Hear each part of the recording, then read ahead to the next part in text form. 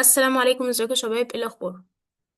بعد ما فهمنا في السكشن اللي فات يعني ايه جيت ويعني ايه جيت هاب والهيستوري بتاع الجيت وكل الكلام الجميل ده، فاحنا ان شاء الله في السكشن ده هنبدا نفصل شويه عن الجيت وهنبدا نتكلم على البيزكس كوماند لاين. ليه هنتكلم على البيزكس كوماند لاين؟ علشان الكوماند اللي احنا هنكتبها في الجيت فاحنا محتاجين نبقى فاهمين على الاقل البيزكس عشان نقدر نتعامل مع الجيت والجيت هاب. فالسيكشن ده مش مخصوص للجيت بس، ده سيكشن اي ديفلوبر محتاج ان هو سواء كان ايا كان التراك بتاعه باك اند فرونت اند ايا كان يبقى فاهم البيزكس كوماند لاين اللي احنا هنشرحها في السيكشن ده. طيب خلينا نبدأ من الأساس. عندنا طريقتين نقدر نتعامل بيهم مع الكمبيوتر، أول حاجة الجي يو اي وتاني حاجة اللي هي السي ال اي. تعالوا ندخل في الجي يو اي. الجي يو اي ده اللي احنا متعودين عليه زي اللي موجود هنا. ندخل على أي حاجة هنا، اي حاجه نعمل لها كليك بالماوس، اي حاجه بتظهر انترفيس الشكل ده، ده هو الجي يو اي اللي احنا متعودين عليه وبنتعامل معاه. لو احنا عايزين مثلا نكريت فولدر نكريت فايل، نعمل اللي احنا عايزينه هنا، سواء هنكريت مثلا فولدر فايل ايا كان اللي احنا هنعمله بنعمله عادي بالجي يو اي وبيظهر لنا بالشكل ده.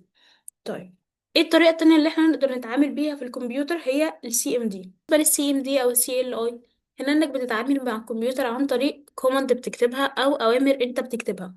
بنكتبها بقى سواء في السي ام دي باور شيل جيت باش ايا كان حاجة اللي احنا هنستخدمها، وليكن مثلا هنا سي ام دي. ده الشكل ده، بتكتب اوامر هنا كوماند لاين، وكأنك شغال برضو هنا في الجي او اي. يعني لو احنا مثلا عايزين ندخل على الدي فنقدر نكتب هنا كوماند يدخلنا على الدي.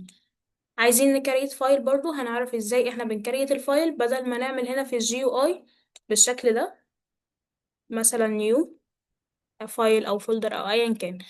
اي حاجة احنا بنعملها هنا نقدر برضو نعملها هنا عن طريق السي ام دي. الفرق بقى بين السي ام دي والجي يو اي، الجي يو اي زي ما احنا شايفين هنا ان هو سهل وواضح ومناسب طبعا لاي حد مبتدئ ان هو يفتح الجي يو اي ده هيفهم هو بيعمل ايه. يعني مثلا لو حد دخل على الدي كتب مثلا open with visual studio new، هنا فاهم ان هو هيكريت فايل، فاهم ان هو هيدلت دلوقتي فايل، فاهم كل الحاجات دي فهي سهلة وواضحة. لكن السي ام دي هي شكلها يخوف شوية بس ده في الأول، فانت محتاج ان انت تتعود بس عليها. اول ما تتعود عليها فانت هتحب اصلا السي ام دي اكتر من الجي او اي.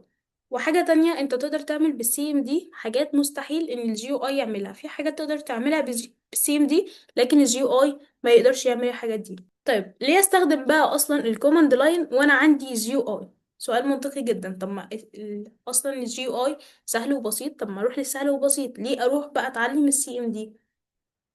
مبدئيا كده احنا عشان نتعامل مع الجيت فالجيت اساسه اصلا كوماند لاين، احنا هنكتب في الجيت كوماند لاين. وبرده مش كل الفيتشر اللي موجوده في الجي يو اي بتبقى برضو موجوده في الكوماند لاين، يعني في حاجات كتير ادفانسد اكتر في الكوماند لاين بنعملها بالكوماند لاين ما نقدرش ان احنا نعملها زي ما قلنا بالايه، بالجي يو اي. وبرده كل الشغل الحقيقي اللي بيحصل في التيرمينال زي مثلا لو انت هتعمل ديبلوي المشروع هتستخدم دوكر هتستخدم لينكس، كل ده انت بتحتاج الكوماند لاين.